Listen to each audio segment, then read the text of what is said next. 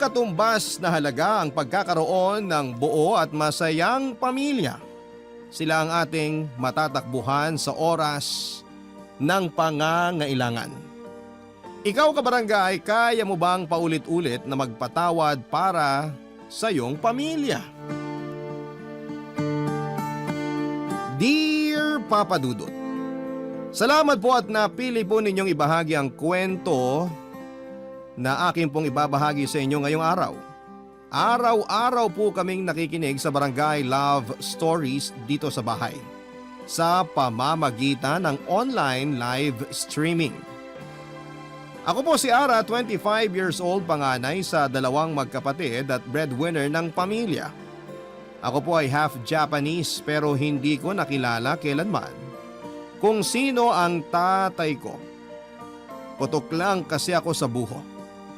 Nagtatrabaho noon bilang entertainer ang mama ko na si Telma sa Japan at nabuntis siya ng isa sa kanyang mga customer. Dalaga pa si mama noon, Papa Dudut. At dahil sexy pa ay bentang-benta siya sa mga parokyano noong club na pinapasukan niya. Maski siya ay hindi rin malaman kung sino sa mga customers niya ang nakabuntis sa kanya. Kaya hindi na niya ito hinanap pa. Sa takot na baka kung saan siya pulutin doon sa Japan, ay agad siyang umuwi ng Pilipinas noong malaman niyang ipinagbubuntis niya ako. Pagkapanganak sa akin ni Mama ay nagtrabaho naman siya bilang waitress sa isang bar dito sa Pampanga. Doon niya nakilala si Pido. At matapos lang ang isang taon ng kanilang pagsasama ay pinanganak naman ang kapatid kong si Irene. Pero parang wala talagang swerte sa lalaki si Mama dahil hindi rin sila nagtagal ni Pido. May asawa raw pala kasi ito sa Zambales. Aaminin ko, Papa Dudut, noon pa man, matindi talaga ang inggit ko sa kapatid ko. Bata pa lang kami, si Irene na ang laging nabibigyan, napapansin at napupuri ni Mama. Siya rin ang laging ibinibida sa mga kamag-anak. Palibhasa bunso, prinsesa rin sa bahay ang kapatid ko. Hindi man lang mautusan. Naiinis lang ako kasi kahit noong lumaki na kami ay siya pa rin ang pinapaboran lagi ni Mama. Tuwing nagtatalo kami ni Irene, kahit siya naman talaga ang mali ay siya pa rin ang mas kinakampihan.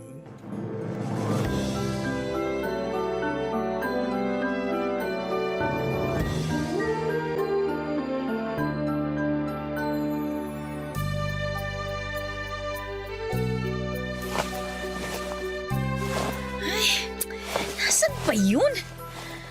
Wisit! Kanina pa ako naghahanap ah. Irene! Halika nga dito! Kinuha mo ba yung t-shirt kong puti? Nasaan na ba yun? Kung kailan ko kailangan tsaka pa nawawala. Ano yan ate? Tinawag mo ba ako? Kinuha mo ba yung t-shirt kong puti? Oo ate. Pasensya na, naisuot ko kahapon. Maghanap ka na lang ng iba dyan, marami ka namang damit eh. Ako pa talaga mag-a-adjust ngayon? Bakit kasi hindi ka muna magpaalam kung may kukunin kang gamit dito sa aparador ko? Hindi porke hati tayo sa kwarto, hati na rin tayo sa lahat ng gamit ko. Para t-shirt lang, ang dami mo nang sinabi. Teka, kukunin ko sa labahan.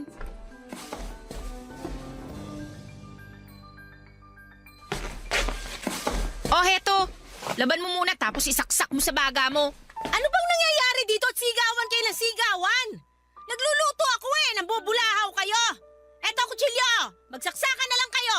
Si ate po kasi may. Ang aga-aga, galit na naman. Paano ba naman kasi yung si Irene, Ma? Kinuha na naman yung damit ko nang walang paalam. Pangilang beses na to nakakabwisit na. Magsitigil na kayo! Ikaw, Ara, panganay ka pa naman. Hindi ka maging mapagbigay sa nakababata mong kapatid. Damit lang yan, Sus Mariosep, pinalalaki mo pa? Ma, ang issue ko dito, yung kinukuha niya yung gamit ko nang walang paalam. Sarili kong gamit na hindi niya kagad binabalik kung hindi ko pa hahanapin. Paano yan ngayon, Ma? Kailangan ko yung damit na yun. Nakaschedule na yun ang isusuot ko. Ako mismo nagsabi kay Irene kahapon na gamitin na lang niya yung t-shirt mo. Nakalimutan ko siyang bilan ng puting t-shirt para sa PE class nila O ngayon May reklamo ka pa ba? Sinabi niyo na ipang PE lang niya yung t-shirt kong yun? Naman! Pangalis ko yun eh! At saka bakit ho kayo ang nagdedesisyon? Imbis na sabihan niyo magpaalam muna sa akin, kayo pa po palang nagtuturo dito kay Erin na maging pakialamera ng gamit. Kaya ganyan yan eh. Kasi alam niyang hindi niyo siya pagagalitan. Huwag mo nga akong turuan kung anong gagawin ko kay Irene! Ano bang alam mo sa pagpapalaki ng anak? Wala! Kung meron akong hindi naturuan ng tama dito, baka ikaw yon. Kaya sarili mong kapatid, pinagdadamutan mo. O di ba? Ako na naman ang mali. Ako nang naargabyado, ako pa ngayon ang madamot.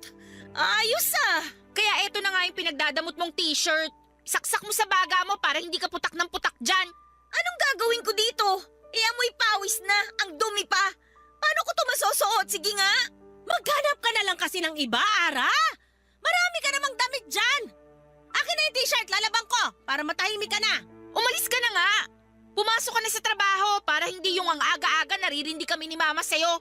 Mas tahimik dito sa bahay kapag wala ka. Walang reklamador na pangit. Kung pangit ako, mas pangit ka. Pangit na nga ng mukha mo, pangit pa ng ugali mo. Kapal nito. Kaalis na nga. Papa Dudut, nagtatrabaho ako bilang isang customer service representative sa isang BPO company dito sa Clark, Pampanga. Sa totoo lang, Papa Dudut, dahil sa nature ng trabaho ko ay na-encounter ko na siguro ang lahat ng klase ng tao. May mabait, may masungit at meron ding nuknuka ng sama ng ugali. Yung tipong sa sama ng ugali nila ay si Satanas na ang mahihiya sa kanila. Pero sa dami ng taong nakakasalamuha ko araw-araw, sa sarili ko pang pamilya ko pinaka nahihirapang makisama. Nakatapos po ako ng mass communication at pangarap kong maging newscaster sa radyo o sa TV. Pero dahil nahirapan akong makapasok sa larangan na gusto ko ay minabuti ko na munang pasukin ang mundo ng call center kung saan ako mabilis nakikita ng desenteng pera. Simula kasi noong nakagraduate ako ay huminto na sa pagwe-waitress si Mama. Tapos na raw kasi ang obligasyon niyang buhayin kaming magkapatid. Lalo pa kung kaya ko naman na magtrabaho. Nang mga panahon na yon ay madalas ay nasa bahay lang si Mama. Paminsan-minsan ay pumupunta siya sa San Fernando para kumustahin ang lola ko. Mag-isa na lamang kasing nakatira si Lola doon. Kasamang alaga niyang aso. Maliit lang ang lupain na yon ni Lola na naipamana sa kanya ng mga magulang niya. Mas gusto niyang doon tumira kaysa sumama sa amin dahil hindi niya maiwan ang bahay na ipinatayo nila ni Lolo noong nabubuhay pa ito. Sa awa ng Diyos ay malakas pa si Lola at wala ring iniindang matinding sakit. Nakakalungkot lang dahil noong panahon na yon, sa 8 anak ni Lola ay si Mama na lang ata ang nakakaalalang bumisita man lang sa kanya. Dahil nga ako lang ang may trabaho sa amin ay ako ang sumasagot sa lahat ng mga bayarin. Libre naman ang tuition ni Irene dahil may full scholarship siya sa pinapasukan niyang State University. Baon sa eskwela, pambayad sa miscellaneous fees at extra money para sa assignment at project lang ang ibinibigay kong allowance sa kanya. Ang laking tipid din na hindi kami nangungupahan. Naipundar ni Mama ang bahay namin ng mga panahong nasa Japan pa siya. Kaya bukod sa mga kailangan ni Irene para sa pag-aaral niya, bills at pamalengke na lamang ang iniintindi ko. Sa totoo lang, Papa Dudut, kasyang-kasya naman ang kinikita ko para sa aming lahat. Hindi lang talaga ako nakakaipon para sa sarili ko. Wala na kasing natitirang extra sa sahod ko dahil madalas din akong mahirita ni Mama at ni Irene na kumain sa labas o mamasyal. Mula rin noong naging taong bahay na lamang si Mama ay nawiwili siyang mag-online shopping. Wala namang kaso sa akin yon. Masaya nga ako na naaasahan ako ng pamilya ko.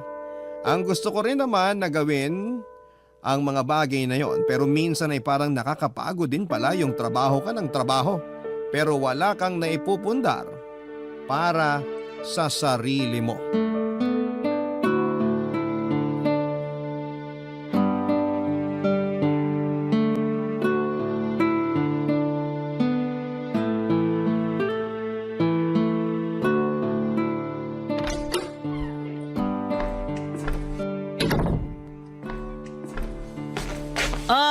nakauwi ka na pala. Yung ano pala natin, internet bill, due date na sa makalawa. Sige po, ma. Ako na pong bahala. Siya nga po pala, ma. May sasabihin sana po ako sa inyo. Ano yon? Madidelay po kasi yung sahod ko ng 1 linggo. Nagkaroon po kasi ng problema sa payroll system namin eh. O ngayon, Makikiusap lang po sana ako na baka pwedeng tsaka na po muna yung mga pag-mine nyo sa mga live selling. Tsaka pakibawasan nyo na rin po muna yung magpa-deliver. Ang mangyayari kasi pagkakasyahin ko lang po muna yung natitirang pera na hawak ko ngayon para po sa mga bayarin at pagkain natin. anong gusto mong palabasin? Wala naman ho, ma. Nakikiusap lang naman po ako na medyo kailangan nating magigpit ng sinturon. Yun lang naman po. Ako ba, sinabihan ba kita noon na huwag ka nang kumain? Sinabihan ba kita na huwag ka nang mag-aral? Ipapaalala ko lang sa'yo na nung wala ka pang trabaho, ako ang nagpapalamon sa'yo. Ma, wag naman kayong magalit. Wala akong ibig sabihing masama. Wag naman po kayong ganyan, ma. Anong wag akong ganyan? Sa tabas ng dila mo para nagrereklamo ka eh. Ang hirap sa'yo, nagkatrabaho ka lang, nakalimot ka na. Nandito na rin naman tayo sa usapan na to, di pa paalala ko na sa'yo. Noon, kahit anong ipabili mo, sige lang. Gusto mo ng laruan, ng sapatos, sige ako nang bili. Ngayon ako itong may maliit na kaligayahang nakukuha sa pagbili sa mga live selling, parang ang bigat-bigat sa'yo. Namumulubi ka ba sa mga pinapadeliver ko? Hindi naman ah. Wala po kong sinabi na nabibigatan ako. Sinasabi ko lang po na baka pwedeng tsaka na po muna yung mga yon kasi may mga bayarin pa po tayo na dapat unahin. Huwag niyo pong masamain yun, ma. Nakikiusap lang po ako. Masyado nang lumalaki ang ulo mo. Akala mo naman kagandahan ng trabaho mo. Huwag mo ako niyayabangan. Mahiya ka nga.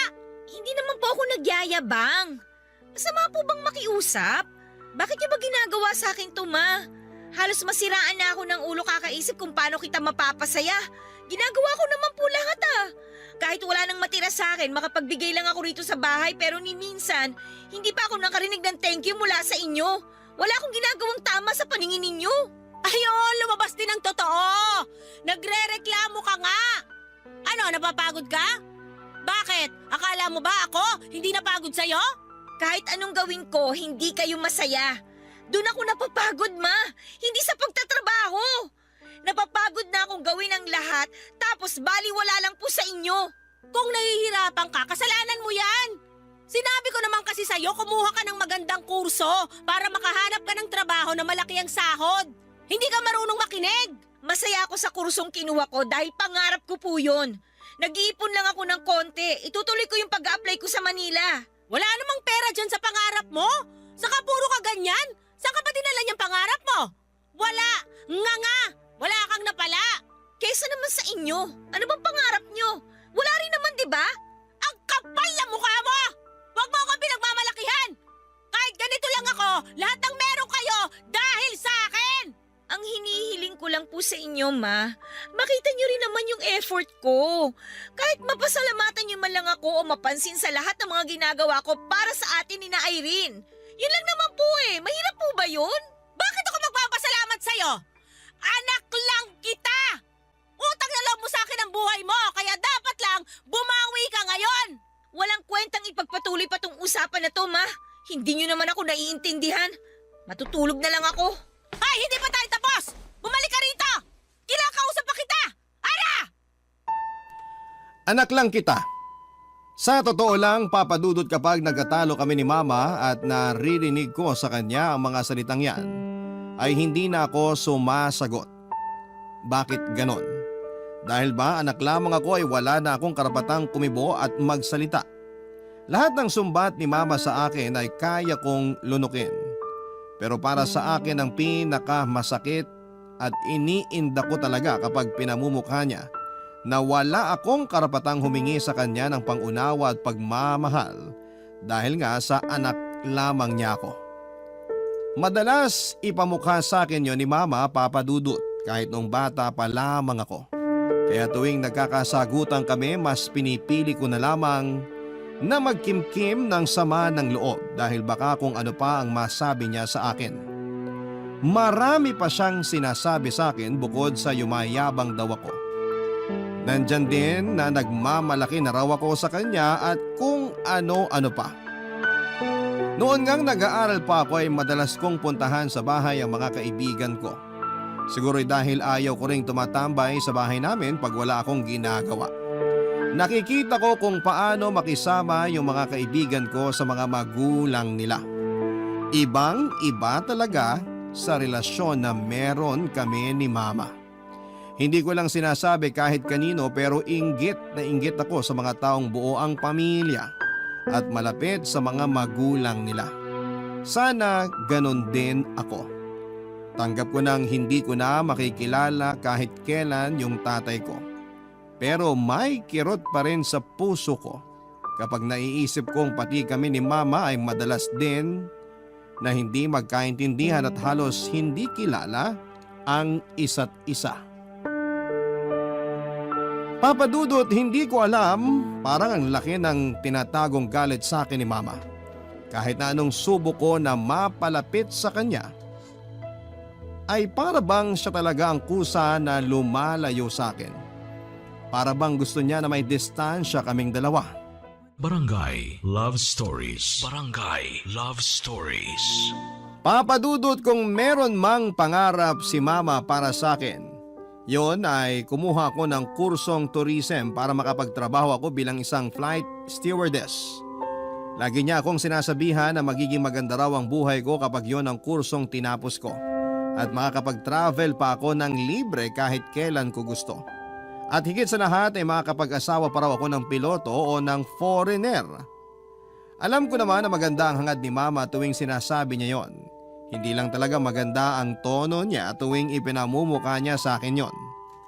Nababasa ko naman sa mga sinasabi niya na gusto niya lamang na hangarin ko na tumaas ang estado namin sa buhay, pero ang pinakaayaw kong maririnig sa kanya ay yung mag-shortcut na lamang ako at maghanap ng mapapangasawang mayaman. Lumaki akong walang tatay at naitaguyod ako ni Mama ng mag-isa at walang pinansyal na tulong mula sa kahit na sino. Hindi alam ni Mama to pero isa yon sa mga kinabibilaban ko sa kanya. Kung si Mama nga ay hindi naman naghanap ng mayamang mapapangasawa, kaya ko ring itaguyod ang buhay ko na hindi umaasa sa pera ng mapapangasawa ko kung sakali. Hindi ko kailangang humanap ng mayamang mapapangasawa kung gusto kong umasenso sa buhay. Ang kailangan ko lang ay magsikap. Tuwing nagsesermon kami ni Irene, tuwing kami ay napapagalitan, ang laging litanya ni Mama ay huwag kaming papatol sa lalaking walang sinabi. Hindi raw niya kami pinag-aral para mapunta lamang sa tambay. Sa sobrang taas ng standard ni Mama sa magiging boyfriend o asawa namin, ni minsan wala pa kaming ipinakilala ni Irene sa kanya. Feeling ko kasi kung hindi hasyendero ang manliligaw na ipapakilala namin, ay hindi niya ito matatanggap. Papa Dudut, matapos naming magtaasan ng boses ni Mama tungkol sa pagtitipid, na-stress ako ng husto.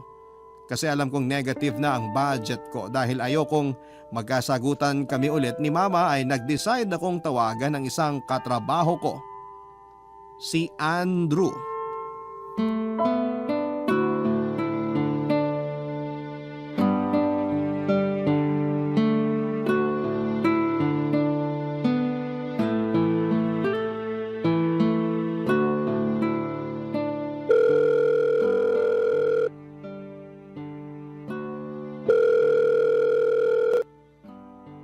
Hello?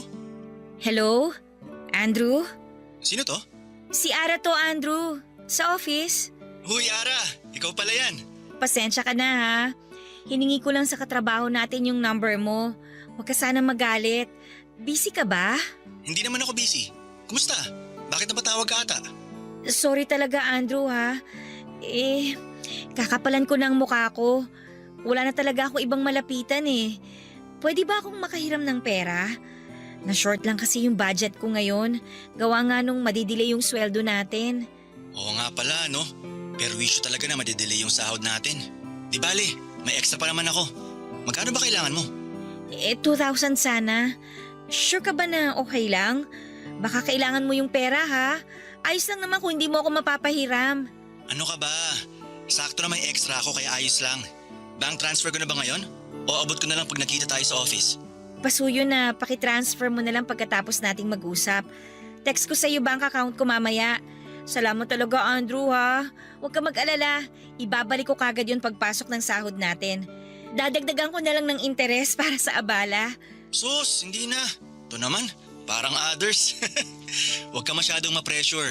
Ayos lang. Ibalik mo na lang sa akin yung pera kapag maluwag na budget mo. Seryoso? Naku, salamat talaga ng marami, ha. Paano kaya ako nito kung wala ka? Grabe naman. Parang ang bigat niyang problema mo ah. Baka kailangan mo rin na makakausap. Wala naman akong gagawin kaya pwede ako makipagkwentuhan. Ang nangyari kasi, due date na yung internet bill namin eh. Pambayad ko yung hiniram ko sa yung pera. Dahil nga alam ko na kakapusin ako sa budget, nakiusap ako sa mama ko na umiwas muna sa gastos. Eh ayun, nagalit kung ano-anong mga pinagsasabi sa akin. Nasumbatan pa ako. Ayos ka lang ba? Huwag mo nang intindihin yung mga sinabi sa'yo. Dala lang siguro ng bugso ng damdamin yon. Naku, hindi mo pa kilala si mama. Kung alam mo lang. Tsaka maniwala ka, hindi yun bugso ng damdamin. Halos araw-araw kung almusal ang panunumbat niya sa akin. Grabing bugso ng damdamin yun kung sakali ha.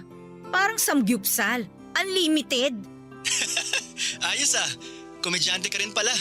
Eto pa, kung almusal ko yung panunumbat ni mama, lunch ko naman yung sakit ng ulo ko sa kapatid ko. Napakapasaway. Araw-araw akong busog sa stress sa kanilang dalawa. Ay, teka nga, ano ba tong pinagsasasabi ko? Baka naaabala na kita, Andrew. Pasensya ka na sa mga kwento ko, ha? Nakakahiya. Di, huwag kang mahiya. Naaaliw nga akong kausap ka eh. Mahilig ka ba sa kape? Coffee tayo minsan. Para may mapagkwentuhan kanyang mga dinadala mo. Libre kita. O sige, pero huwag mo na ako ilibre. Kung ayaw mo lagyan ko ng interes yung hiniram kong pera sa'yo, ako na lang ang sasagot ng kape mo para makabawi man lang. Kulit nito, wala nga yun. Ako ang nag-aya kaya dapat sagot ko. Usapan na yan ha. Magkakape tayo minsan. Oo, pag-usapan na lang natin kung kailan. Sige na pala, Andrew. Ibababa ko na tong tawag ko, ha? Salamat ulit. Bye! Okay, bye. Papadudot nakilala ko si Andrew sa trabaho. Hindi kami gaanong close noong umpisa pero nagkakakwentuhan naman kami minsan sa opisina. Nagkaroon ako ng pagkakataon na makilala pa siya ng lubusan noon hanggang minsan ay nagkaroon ako ng matinding pangangailangan.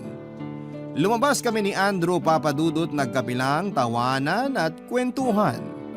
Hindi ko alam kung bakit pero kahit problema ko sa buhay ay pinag-uusapan namin. Ang gaan ng ora at puro lamang kami tawanan noon. Ngayon ko lang naranasan na nakapaglabas ako ng sama ng loob ng walang sumbat na pabalik.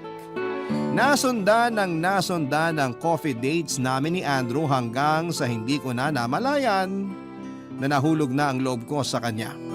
Nagkataon namang ganon din siya sa akin kaya hindi nagtagal ay niligawan niya ako.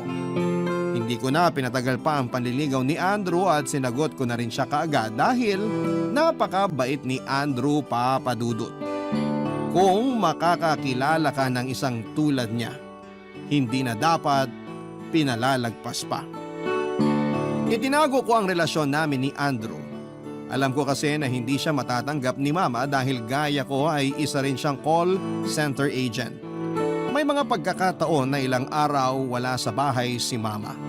Doon siya natutulog kay Lola sa San Fernando kaya nadadala ko si Andrew sa bahay. Nakilala na rin siya ni Irene at nagkasundo rin silang dalawa. Sa totoo lang, Papadudot ay natouch ako sa ginawa noon ni Irene na pagtatakip sa sikreto ko. Hindi niya ako isinumbong. Yari talaga ako kapag nalaman ni Mama na may boyfriend na ako.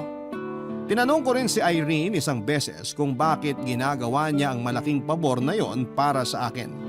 At nagulat ako sa sinagot niya. Kahit daw makulit siya minsan at marami kaming hindi pagkakaintindihan, mahal niya ako bilang kapatid kaya hindi niya maaatim na ipahamak ako. Doon ko nga na-realize na wala namang ginawang masama sa akin si Irene. Nagalit lamang ako sa kanya dahil nakita kong hindi pantay ang pagmamahal ni Mama sa aming dalawa. Mas paborito kasi siya. Pero hindi naman niya kasalanan yon. Noong napagtanto namin ng mga mali ay lalong tumibay ang samahan naming magkapatid. Papa Dudut.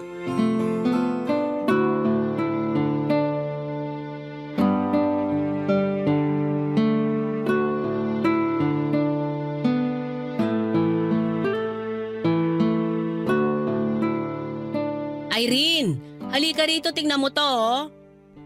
Naaalala mo pa ba tong si Ninang Mindy mo? Opo, naaalala ko po siya. Bakit po, Ma? Tingnan mo tong picture nila sa Facebook. Yan yung bunsong anak niya. Pupunta na yan ng Amerika sa katapusan. Doon na maninirahan.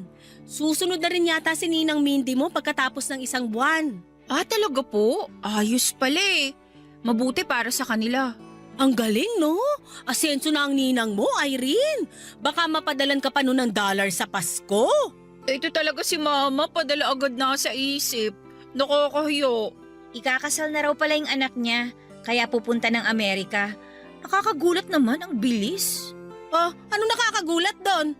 Nasa edad na naman yung bunso niya para mag-asawa. Sa dating app lang daw po kasi niya nakilala yung Kano.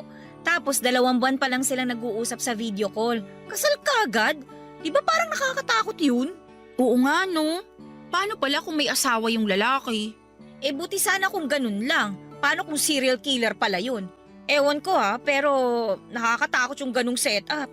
Hindi pa niya nakikita ng personal yung lalaki tapos pupunta na niya kagad sa Amerika. Mag-isa pa siya, no? Sana magsabay na sila ni Ninang Mindy umalis para naman may kasama siya. Nakakatakot naman na mag-isa siyang mauna ron. Sino namang nagkwento sa iyo niyan, Ara? Sabi sa akin ni Mindy, matagal na raw magkakilala yung dalawa. Yung anak mismo. Friends kami sa Facebook at madalas kami magkumustahan sa chat. Eh paano kung maayos naman pala yung Kano? Eh di ang sarap na ng buhay nila dun sa Amerika. Kahit naman maghiwalay sila kalaunan, malaking bagay yun na kapag migrate na sila buong pamilya ron. Hindi naman po masarap ang buhay sa Amerika, Ma. Nanonood ba kayo ng balita? Magulo rin doon. Tsaka laging napag-iinitan yung mga Pinoy o Asyano. Hindi na safe. Eh basta. Kaya ikaw, Irene, kung ako sa'yo, humanap ka na lang din ng Kano. Yung madadala tayo sa ibang bansa. Huwag kang gumaya dyan sa ate mo. Ang daming gusto ko, no? Sa call center lang naman pala ang bagsak. Grabe naman, Ma. Marangal naman po yung trabaho ni ate. At higit sa lahat, natutulungan po niya tayo dito sa bahay. Bakit? Eh, totoo namang small time yung ate mo eh. Pinagtapos ko pa yan ng pag-aaral, ganyan lang pala ang papasuking trabaho. Eh sana pala, hindi ko na pinagtapos ng college yan. Tinatanggap naman sa call center kahit walang natapos, di ba? Alam mo, Irene, makinig ka kay Mama. Mas alam niya ang makakabuti para sa'yo. Tingnan mo nga siya, oh. Hindi nagtapos ng pag-aaral. 2 ang anak niya. Walang tatay. O, di ba? Kaya siya na lang ang gayahin mo. Wag ako. Mastos ka! Tama na po! Ate, ayos ka lang? Sa tingin niyo kanino ba ako nagmana? Ate, huwag ka nang sumagot kay Mama. Kapag kayo, Ma, pwede kayong maging bastos. Pero pag sumagot ako, magagalit kayo. Ano bang problema niyo sa akin? Kulang ba yung inaabot ko? Kaya talagang ayaw niyo akong tigilan? Ang kapal na mukha mong insultuhin ako? Wala kang galang sa nanay mo! Ikaw! Ikaw ang makapalang muka! Grabe mong maliitin ang natapos at ang trabaho ko! Bakit? Ano bang narating mo? Wala naman, di ba? Kasi lumandi ka ng maaga! Ate, tama na, please! Kung alam ko lang na magiging bastos ka paglaki, pinalaglag na sana kita sa Japan! Ang sarap ng buhay ko ron! Ang dami kong pera! Bakit kasi dumating ka pang bastarda ka? Sinira mo lang lahat! Kung ako lang ang masusunod, hindi na lang sana ako nabuo. Lalo pa kung ikaw lang ang magiging nanay ko. Sarap na sarap ka sa buhay mo nun? Pinagpapasapasahan ka ng mga lalaki kapalit ng pera! Walang yakang hayop ka! Lumayas ka sa pamamahay ko! Wala kang utang na loob! Layas! Aalis talaga ako sa impyernong bahay na to! Irene, mag-ingat ka palagi at maging matalino ka sa mga desisyon mo sa buhay mo. Huwag mong ipagpapalit ang pangarap mo sa pera. Huwag na huwag kang tutulad sa nanay mong gahaman! Sinabi ng lumayas ka! Aaminin ko, Papa Dudut, na hindi talaga maganda ang naging pananalita ko kay Mama. Sobra ko siyang nasaktan dahil sa tindi ng galit ko. Hindi sa binibigyan ko ng katuwiran ang pagsagot ko ng pabalang, pero para sa akin ng mga oras na yon ay tama lang yung nagawa kong pagsagot noon. Ilang taong kong pinigilan ang lahat ng mga sinabi ko sa kanya noong tagpong yon. Hindi ko na talaga kinaya at sumabog na ako. Lumayas ako sa amin at nakituloy kay Andrew. Itinakwil na talaga ako ni Mama at kahit si Irene ay pinagbawalan niyang makipag-usap sa akin. Pero syempre malaki na kaming dalawa ng kapatid ko at may sarili na kaming isipan. Patago kaming nag-uusap ni Irene sa pamamagitan ng text. Naawa ako sa kapatid ko, Papa Dudut, at napilitan siyang maging working student dahil wala na ako para sagutin ang mga kailangan niyang pagkagastusan sa eskwelahan. Kaya naman lagi ko siyang pinapadalhan ng extra money para makatulong kahit papaano. Ayaw kong mapabayaan ni Irene ang pag-aaral niya dahil kailangan niyang magtrabaho.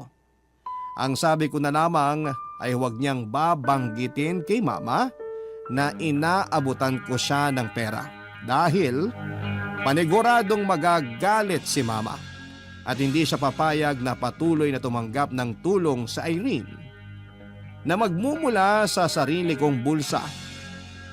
Ng mga panahong yon, Papa Dudut. Barangay Love Stories. Barangay Love Stories. Papa Dudut, laking pasasalamat ko na merong isang Andrew sa buhay ko. Kung hindi ko siya nakilala ay hindi ko alam kung saan ako pupunta ng oras na naglakas loob akong umalis sa bahay namin. Hindi lang niya ako pinakinggan ng mga panahon na walang nakakarinig sa akin. Binigay niya rin sa akin ang puso niya. Noon namang wala akong mapupuntahan ay tinanggap niya ako sa tinitirhan niya. Hindi mawala sa isipan ko yung pagtatalo namin ni Mama, Papa Dudut. Pinagsisihan ko ang mga sinabi ko at kung pwede ko lang ibalik ang oras, nanahimik na lamang sana ako at hindi na sumagot ng pabalang. May ilang buwan na rin akong tumutuloy kay Andrew noon at naiisip ko si Mama, pero mas minabuti ko na lamang na hindi na muna siya makita kasabay ng hindi namin pagkikita ng nanay ko. Hindi rin kami nagkakausap at masasabi ko na kaya siguro hindi ko pa rin kinakausap si Mama noon kasi napanghihinaan ako ng loob at natatakot sa kung anuman ang magiging reaksyon niya sa akin. Miss na miss ko na sina Mama at Irene ng panahon na yon. Kay Andrew ako umuuwi. Sobrang bigat ng damdamin ko na tinalikuran na ako ng sarili kong ina. Madalas noon na nagugulat si Andrew kasi bigla na lamang akong umiiyak ng walang kadahilanan. Akala niya ay may nasabi siya o nagawang pagkakamali. Pero ang totoo ay naiiyak ako dahil hindi ko maintindihan ang nararamdaman ko. Halo-halo na kasi. Nami-miss ko si Mama at si Irene at the same time. Ang overwhelming na sobrang nararamdaman ko ang pagmamahal ni Andrew sa akin noon. Hindi ko naranasan yung ganong klaseng pagmamahal sa tinagal-tagal ko sa poder ni Mama.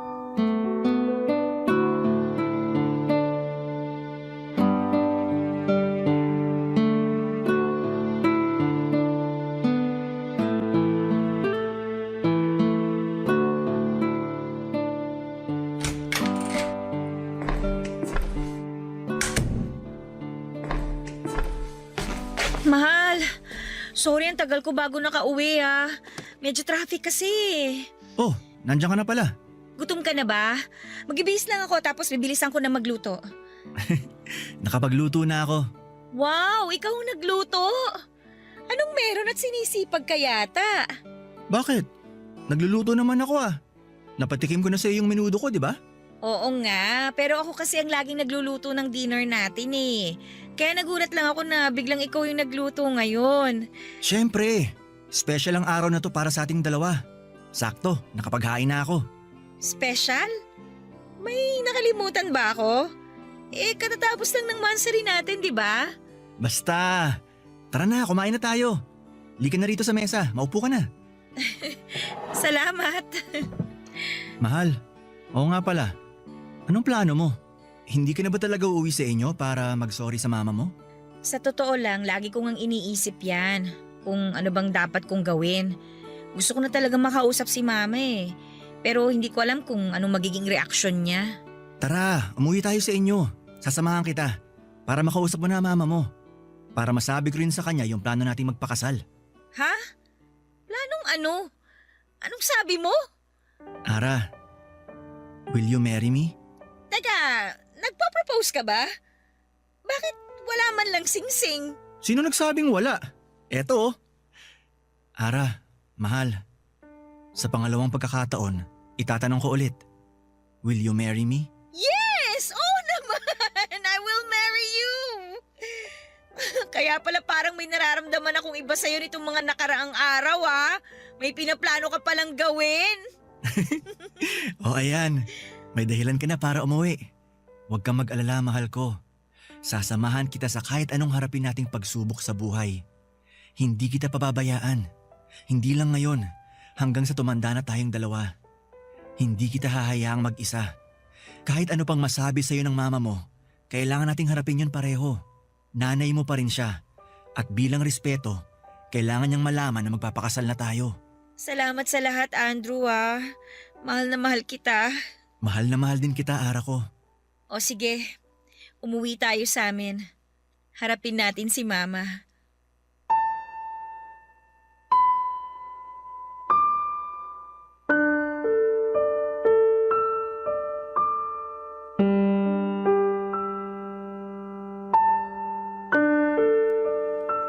Papadudot naging busy kami ni Andrew sa pagpaplano ng aming kasal. Trabaho sa gabi at sa umaga naman ay kung saan-saan kami napapadpad kakahanap ng murang wedding suppliers. Bumigay yung katawan ko sa sobrang pagod. Kaya nanghina talaga ako at nagsuka at ilang linggo ang lumipas pero hindi na talaga makuha sa pahinga ang nararamdaman ko. Nagpa-check up na ako sa doktor at dito ko nalaman na 6 weeks na pala akong buntis. Wala kaming napaglagyan ni Andrew ng saya nang malaman namin na magkakaanak na kaming dalawa, papadudot. Pero sa likod ng isipan ko ay may takot pa rin sa kung ano ang masasabi ni Mama tungkol sa pagbubuntis ko at sa plano naming magpakasal. Sinikap ko talagang magtrabaho ng husto, papadudot, dahil sunod-sunod na ang magiging gastos namin. Sa kasal pa lamang ay nalula na ako habang nagkukwenta ng mga kailangang bayaran. Nag-decide na lamang kami ni Andrew na magkaroon ng intimate wedding para makatipid at para hindi na rin ako ma-stress sa kakaisip. Kahit pinagkakaabalahan namin ni Andrew ang kasal namin ay mas priority pa rin ang panganganak ko at ang mga gagamitin ni baby.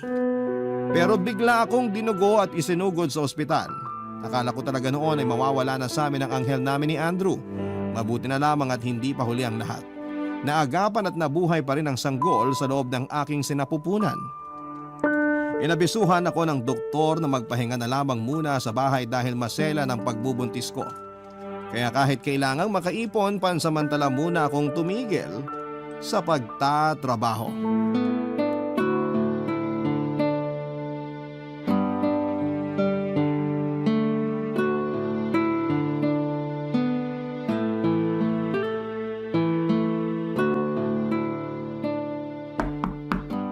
Sandali lang! Sino yan? Ate! Kumusta ka na? Ayos lang ako. Nandyan ba si Mama? Namalengke lang saglit pero parating na siguro yun.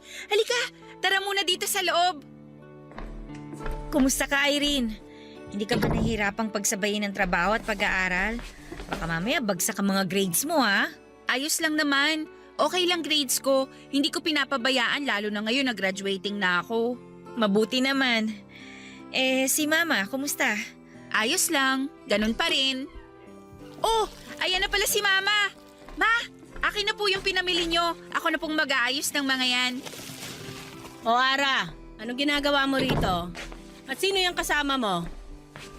Ako po si... Huwag kang sumabat. Hindi ka ang tinatanong ko. Ma, sinadya namin na pumunta rito kasi gusto ko lang pong mag-sorry sa inyo. Sorry po sa lahat ng mga sinabi ko nung huli po tayong nagkasagutan. Sino yung kasama mo? Si Andrew po, Ma. Boyfriend ko po. Isa pa sa pinunta namin dito kasi gusto ko po sanang hingi ng basbas ninyo. Magpapakasal na po kasi kami ni Andrew. Bakit yung pa kailangan ng basbas ko? Nagdesisyon na pala kayo magpakasal. Sa tinagal-tagal, ngayon mo lang pinakilala sa akin yung lalaking yan dito sa bahay? Ma, mabait po si Andrew. Gusto ko makilala mo po siya ng mas maigi. Sana po matanggap niyo siya bilang mapapangasawa ko. Anong trabaho mo, Andrew? Customer service agent po ako. Kasama ko po si Ara sa trabaho. Paano mo naman bubuhayin ang anak ko kung yan lang ang trabaho mo? Kaya nga lumayas tong si Are. Kasi hindi na niya kinayang buhayin kami ng kapatid niya sa liit ng kinikita niya. Ma, hindi naman po ganun yun. Anong hindi ganun ang sinasabi mo dyan? Magsisinungaling ka pa? Di ba kaya ka nga lumayas dito? Pagod ka ng buhayin ng mga palamunin mo? Ma, umalis lang naman po ako noon kasi pinalayas niyo ako eh. Paano di kita palalayasin sinabihan mo akong malandi? Bukod doon, pinaramdam mo sa akin na ang dumi kong babae, na parang wala akong karapatan na maging nanay. Normal ba sa isang anak na pagsalitaan ng ganun ng nanay niya? Pero ngayon, gets na gets ko na kung saan nanggaling yung lakas ng loob mong makirika. Ang dami mong sinabi sa akin ikaw naman pala tong malandi. Kaya mo naman pala kami iniwan kasi may kumakamot na pala ng kati mo? Ma, please naman tama na oh. Pumunta kami rito para makipag-usap ng maayos. Napapagod na po ako sa ganito. Kapal ng apog mong magdrama sa harapan ko? Nung umalis ka rito, ang taas ng ere mong babae ka. Nuknukan ka ng yabang. Natiis mo kami hindi kausapin ni Irene. Tiniis mong di magpakita sa amin. Naisip ko pa nga na baka may pinuntahan ng pinagmamalaki mo sa akin. Baka yumamang ka na.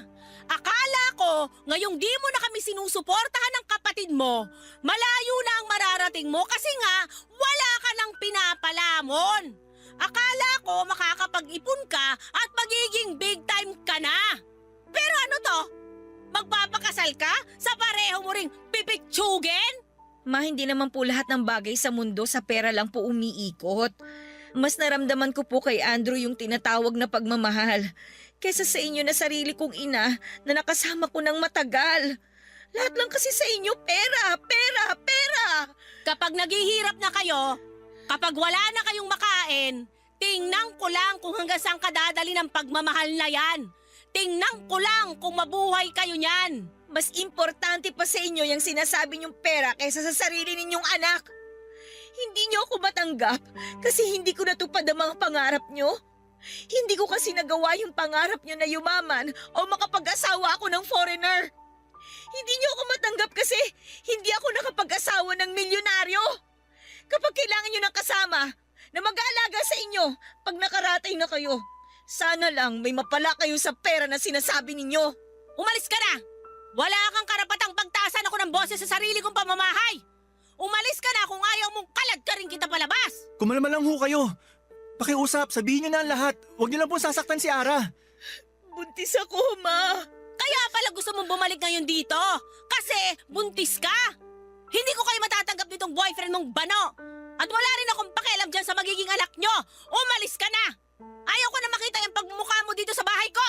Pumunta ako rito para sabihin sa inyo na ikakasal at magkakaanak na ako. Hindi ako nagpakita para tumira ulit sa bahay na to. Hindi rin po ako umaasa na matatanggap niyo ulit ako. Pero dahil nanay ko kayo at may respeto ko sa inyo, hinarap ko kayo ngayon para lang sabihin sa inyo mga plano namin ni Andrew. Ma, ginawa ko po ang lahat. Mula noon pa, ginawa ko na ang lahat ng sa tingin ko'y makakapagpalambot sa puso nyo. Pero wala eh. Hindi talaga kita mapasaya. Sana huwag niyong pagsisihan na sinira niyong relasyon natin mag-ina. Dahil lang sa isang bagay na hindi naman kayo kayang mahalin pabalik gaya ng ginagawa ko. Ayaw niyo akong makita? O sige, hindi na ako magpapakita sa inyo. Sana po pagkatapos ng lahat ng to, maging masaya na kayo.